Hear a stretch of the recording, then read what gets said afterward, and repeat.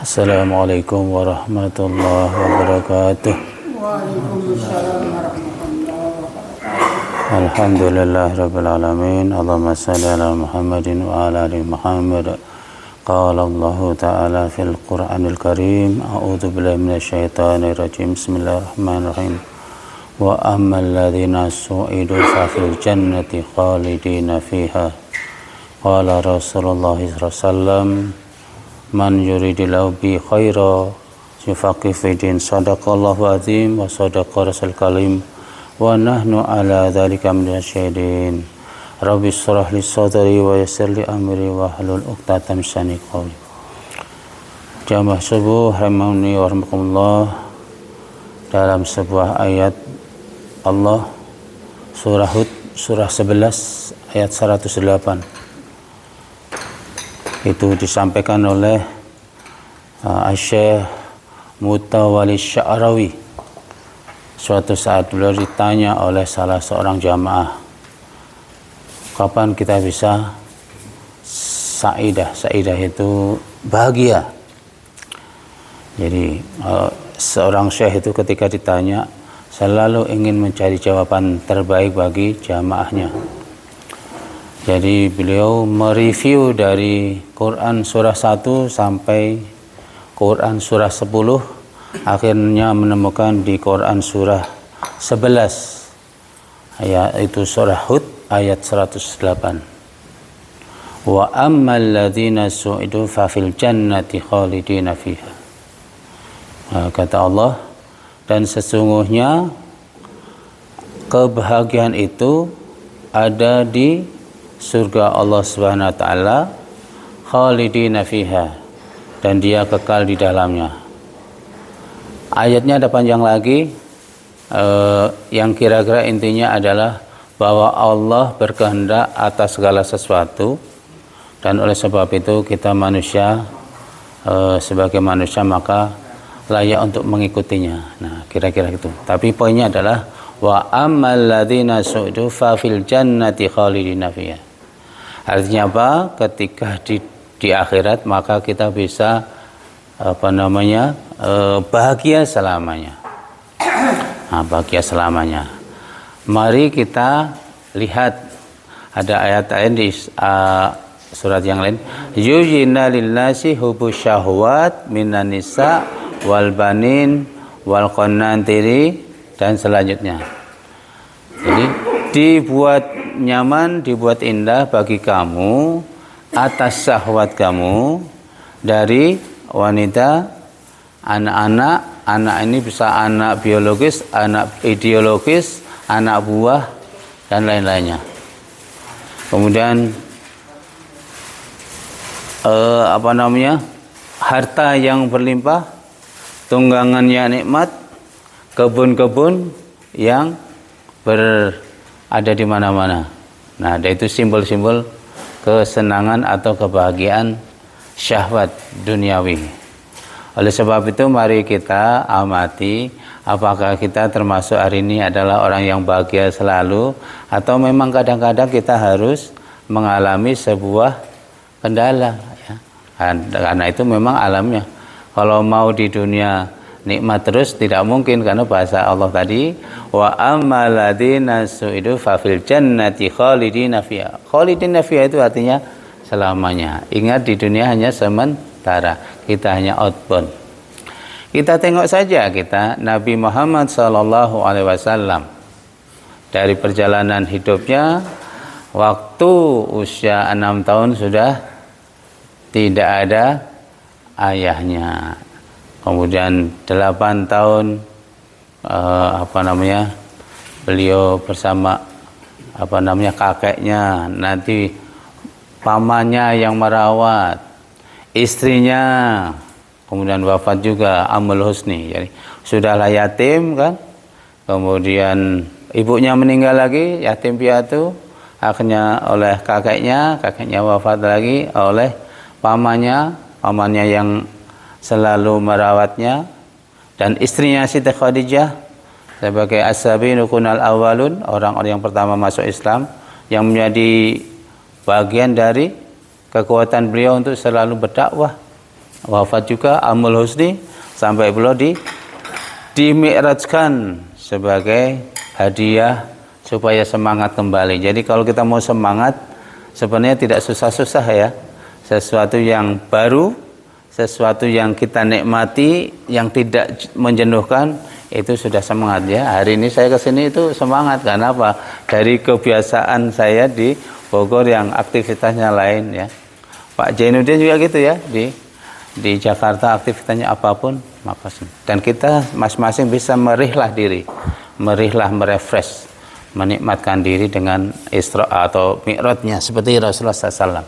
Dan pada saat Mi'raj ya, Isra Mi'raj itulah diturunkan salat sebagai bagian dari ibadah kita yang selalu bisa kita nikmati. Ya, Mi'rajnya kita adalah salat. Kemudian wafatnya Khadijah, lalu beliau menikah lagi dengan beberapa dan semuanya bukan perawan, hanya satu saja yaitu Aisyah. Dan kalau ditanya siapa yang istri yang paling dicintai, Aisyah sampai cemburu. Siapa? Khadijah. Khadijah itu janda yang sudah punya anak ya. Dan kaya dan dari beliau punya putra putri, tapi rata-rata meninggal, tinggal Fatimah. Fatimah nanti menikah dengan Ali. Ali adalah ponakannya yang nanti kita lihat ada Habib itu konon dari anak cucu Rasulullah SAW. Ya, kita kembali Rasulullah saja seperti itu.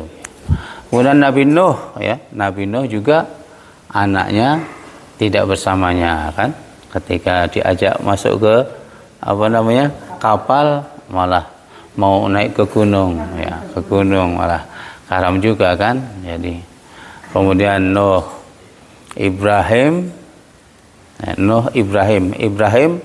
Khalilullah, kesayangan Allah.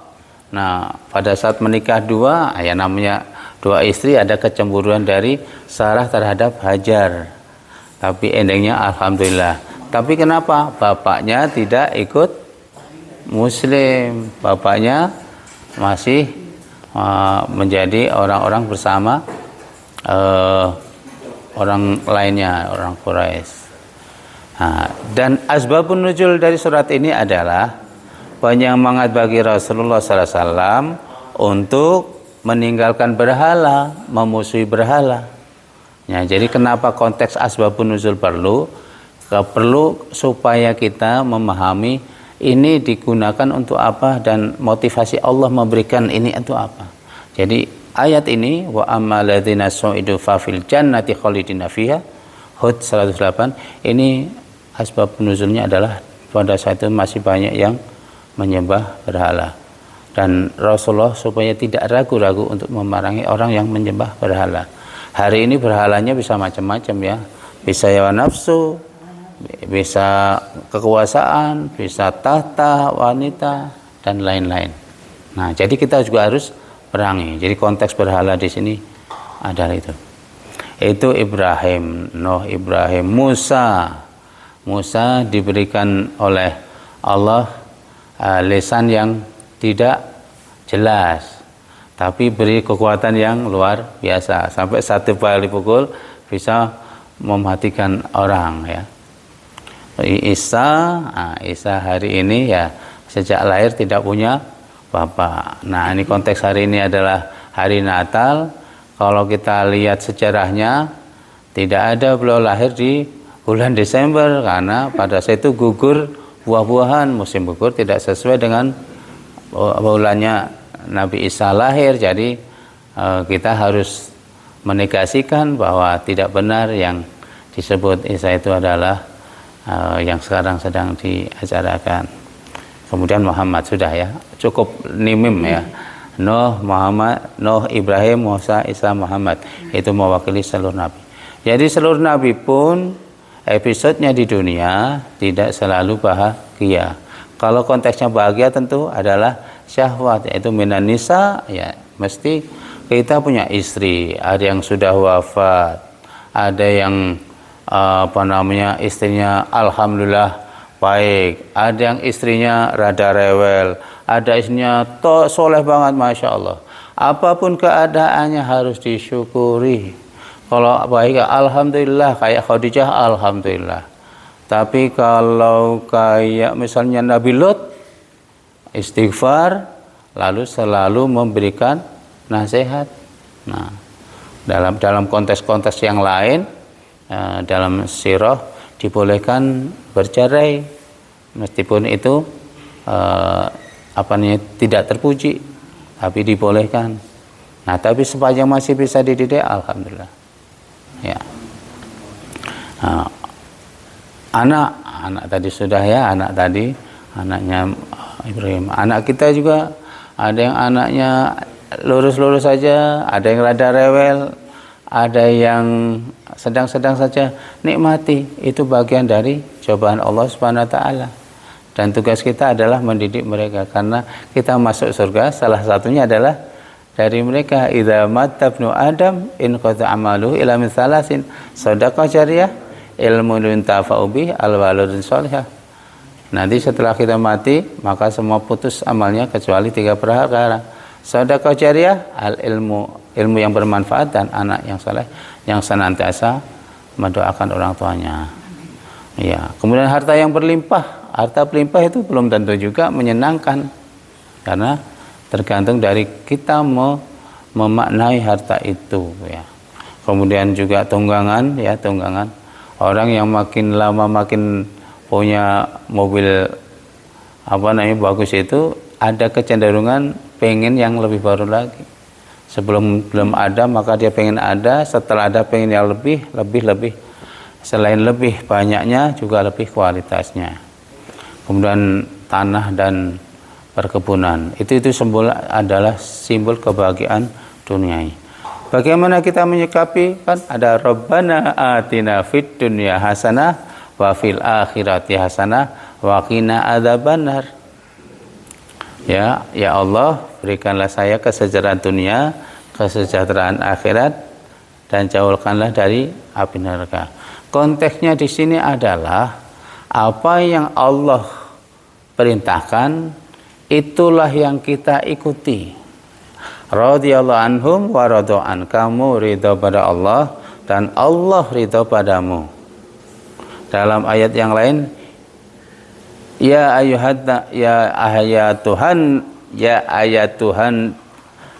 ayatuhan nafsul mutmainnah, irji'i ila rabbika radiyatan mardiyah fadkhuli fi ibadi wa atun.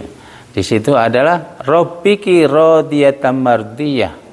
Jadi sebelum Allah meridhai kita, ridho dulu dengan apa yang Allah sudah berikan. Jangan pernah tidak ridho. Dan disitulah kunci bahagia. Otomatis kalau kita ridho pada Allah, maka Allah akan ridho kepada kita. Nah, dan ini semua tentu harus menjadi kunci bagi kita. Kalau kita mau bahagia dunia, maka kita ridho pada ketentuan Allah. Nah, ciri-ciri yang mudah untuk kita jadikan sebagai indikator apalah kita bahagia atau tidak, kata-kata yuhibbu, ya, yuhibbu itu Allah mencintai kita. Misalnya, innallaha yuhibbu tawwabina wa yuhibbul mutatahhirin. Innallaha yuhibbul muhsinin. Innallaha yuqatilu fi sabili saffan ka'annahum bunyanun marsus. Ya, pertama, innallaha yuhibbut tawwabina wa yuhibbul mutatahhirin. Sesungguhnya Allah mencintai orang-orang yang selalu bertaubat dan selalu membersihkan diri. Bertobat itu artinya kesalahan yang sudah sangat luar biasa. Mutatahhirin itu dosa-dosa yang selalu kita lakukan karena kita manusia. Al-insanu mahalul khata' wa nisyan. Manusia itu tempat khilaf dan lupa. Kemudian innallaha yuhibbul muhsinin. Sesungguhnya Allah mencintai orang-orang yang muhsin. Muhsin itu dari kata ihsan, ihsan itu baik. Orang yang muhsinin adalah orang yang senantiasa ikhlas niatnya, ikhlas niat, itqanul amal, profesional atau sungguh-sungguh pekerjaannya. Yang terakhir jaudatul ada, dia melaksanakan dengan tuntas, tidak setengah-setengah. Ya, innallaha yuhibbul muhsinin. Innallaha yuhibbul ladzi yuqatilu fi sabili saffan ka'annahum bunyanun marsus. Sesungguhnya Allah mencintai orang yang berperang di jalan Allah, saffan ka'annahum bunyanun marsus. Dia dengan saf yang lurus seperti bangunan yang kokoh. Nah, miniatur dari perang itu tidak harus juga fisik, tapi seperti ini adalah jamaah. Innallaha yuhibbul ladzi yuqatilu fi sabili saffan ka'annahum bunyanun. Ada pimpinan, ada makmum, ada imam, ada makmum, ada pemimpin, ada tugas pimpinan adalah melaksanakan dengan ikhlas, ya, al-qiyadah mukhlisah. Seorang makmum adalah taat, ya, siap memimpin dan siap dipimpin. Nah, jadi ciri-cirinya adalah itu. Oleh sebab itu, sebuah hal yang patut kita syukuri adalah literasi.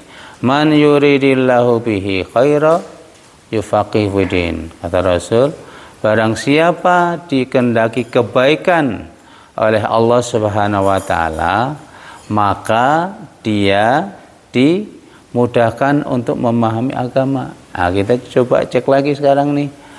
Dulu-dulu kayaknya payah benar itu ngapalin ayat. Tapi sekarang rada mudah. Berarti Allah berikan kepada kita kebaikan karena dimudahkan mempelajari Al-Qur'an. Tapi kalau sebaliknya, ini makin lama kok makin makin bebal aja nih.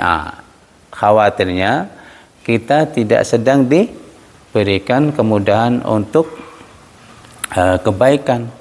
Karena man yuridillahu bihi khaira kebaikan, maka dimudahkan oleh Allah mempelajari agama.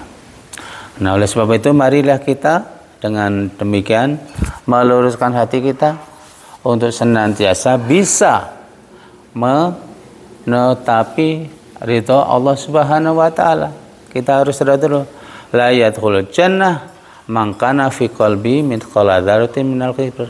Tidak akan masuk surga orang yang di dalamnya ada sedikit saja sifat kibir. Kibir itu sombong. Sombong itu apa? Sombong itu menolak kebenaran dan merendahkan orang lain. Ingat, ada salah satu sahabat Rasul yang tiba-tiba ditanyakan oleh sahabat yang lainnya. Hanya karena apa? Dia kemudian melintas, ini ahli surga. Nah, penasaran yang lainnya kan? Yang lainnya pura-pura bermalam sebanyak 3 malam di tempat sahabat yang tadi dikatakan ahli surga. Kemudian dilihat malam lewat pertama, tak ada juga dia aktivitas yang istimewa. Malam kedua juga tidak ada aktivitas yang istimewa. Malam ketiga juga. Akhirnya di malam ketiga pamitan, apa jawabannya? Saya hanya punya kebiasaan tidak pernah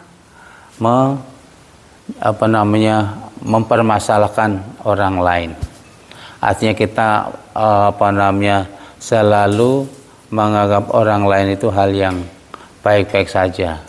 Tidak pernah ada hasad. Nah, ini masalahnya di kita. Jadi tidak pernah punya hasad. Apapun kejadian orang terhadap kita, maka mari kita selalu menjadi orang yang husnuzon dan tidak memberikan meskipun boleh ya. Jadi sebagai orang, ketika orang melakukan timpukan, kita boleh membalasnya. Tetapi yang lebih baik adalah memaafkan. Nah, saya ingin tambahkan sedikit. Untuk itu mari kita lihat lagi ayat Allah tentang memakmurkan masjid. Karena konteksnya nanti ada di terakhirnya Muhtadin. Innama ya'muru masajidallahi man amana billahi wal yaumil akhir wa qama shalah wa atuz zakat, ya, fa asa ulaika ayakuna minal muhtadin. Sesungguhnya yang pantas memakmurkan masjid adalah orang yang beriman kepada Allah dan hari akhir, kemudian mengerjakan sholat, menunaikan zakat, lupa satu lagi, falam yaksha ilallah, dan tidaklah dia takut kecuali kepada Allah, fa asa ulaika ayakuna minal muhtadin, dan itulah mudah-mudahan mereka menjadi orang-orang yang muhtadin. Muhtadin itu yang diberi hidayah. Menurut M. Abduh, ya, Ustaz Syekh dari Mesir, hidayah itu ada 5. Setiap kita memiliki hidayah. Paling tidak yang pertama adalah hidayatul khawas, hidayah naluri. Sama dengan kita, binatang pun punya naluri. Seandainya kita hanya memilih naluri, maka kita sebenarnya tidak jauh juga dengan binatang. Kita tidak pernah menggunakan akal kita. Yang kedua adalah hidayatul wijdan, hidayatul khawas. Hidayatul khawas tadi hidayatul wijdan, yang kedua hidayatul khawas. Hidayatul khawas itu panca indera, mulai mata, telinga, kemudian doa. Makanya doanya adalah Allahumma afini fi badani, Allahumma afini fi samai, Allahumma afini fi basari. Kita semua harus syukuri ini, karena ini hidayah Allah Subhanahu wa taala. Dengan dia maka kita bisa membedakan yang baik buruk, yang benar salah, yang mulia atau yang hina. Yang ketiga adalah hidayatul aqli. Nah, ini sebaik-baik kita adalah hidayatul aqli. Kenapa? Karena kita adalah orang yang bisa merubah peradaban. Ya, hari ini Indonesia baik-baik ada atau tidak nih? Ya, kalau bisa PPN saja ini udah luar biasa ya. Jadi narasi-narasi yang timbul, maka sebaik-baiknya adalah raja itu kan menjaga supaya kudus. Kudus itu adalah tidak heboh. Tidak heboh itu ketika rakyatnya makmur, rakyat tentram. Fal ya'budu rabb hadzal bait alladzi at'amahum minju wa amanum minju wa amanun bin khauf. Ya, jadi tugas negara adalah supaya rakyatnya menyembah Tuhannya, kemudian bebas dari rasa lapar dan haus, dan bebas dari rasa ketakutan. Nah, yang itu akli ya. Jadi sebaik-baik kita adalah menggunakan akal dan tidak diam pada saat memang harus menjadi penentu sebuah kebijakan, karena kebijakan itu akan memberikan maslahat. Kalau kita tidak melakukan, maka mirip dengan firman Allah, wa qul ja'al haqqu wa zaqal batil innal batila kana zahuqa. Tugas kita adalah wa qul ja'al haqqu wa zaqal batil, menghadirkan hak dan memberantas kebatilan. Karena batil itu nantinya sudah pasti akan hancur. Cuma masalahnya tidak semua orang itu berani menyampaikan yang hak, ya. Qulil haqqa walau kana murran. Ya. Sampaikanlah walaupun itu berisiko. Ini yang ketiga. Yang keempat adalah hidayatuddin. Hidayatuddin ini seperti kita ini kan, man yuridillahu bi khaira yufaqih fiddin, ya. Kemudian kalau kita memahami agama dengan lebih baik, maka kita akan lebih tenang juga, akan lebih mudah melakukan interaksi. Termasuk, mohon maaf, yang paling mudah bagi kita adalah husnuzon kepada Allah Subhanahu wa taala adalah rasa sombong. Kadang-kadang kita melekat ini ke kita nih, ya. Misalnya sholat subuh udah gampang, lalu nanti ngeremehkan suatu saat, padahal di batin nih. Ternyata tidak hanya di Mekah kejadian ini. Kalau Mekah biasanya ketika kita punya sedikit yang nggak baik itu langsung dibalas. Ternyata di sini juga bisa. saya selama ini selalu menjadi jamaah yang paling apa namanya, yang paling cepat, yang paling suatu saat dalam hati, gampang, nggak usah apa minta pulang Allah. Tahu-tahu ada sesuatu, kadang-kadang ininya di kebelakangkan lah, kadang-kadang tidurnya kemalaman lah, kadang-kadang. Nah, apa yang harus menjadi kita lakukan? Selalu minta kepada Allah diberikan kemudahan untuk melakukan semuanya. Jangan pernah kita suatu saat punya kesombongan. Yang terakhir adalah ini yang dimiliki oleh orang-orang tertentu, hidayatut taufik wal maunah. Jadi taufik itu mirip dengan hidayah ya, atau ilham ya, lebih banyak ilham. Kalau Rasul itu wahyu, kalau kita ilham. Maunah itu pertolongan Allah Subhanahu wa taala. Kalau kita sering amazing ya, Mas Bimo pernah cerita sama saya sesuatu yang amazing. Jadi suatu saat kita kekurangan harta, tapi tiba-tiba juga Allah memberikan harta kepada kita pada saat diperlukannya. Jadi ingat bahwa kita punya 5 hidayah ini, sebaik-baik kita adalah yang paling tinggi, hidayatut taufik wal maunah, yaitu hidayah yang Allah berikan kepada kita dalam bentuk ilham dan dalam bentuk pertolongan Allah Subhanahu wa taala. Ilham itulah sebenarnya yang menjadi ciri bagi orang-orang yang dicintai Allah Subhanahu wa taala. Wallahu a'lam bishawab. Assalamualaikum warahmatullahi wabarakatuh. Waalaikumsalam warahmatullahi wabarakatuh. Masya Allah.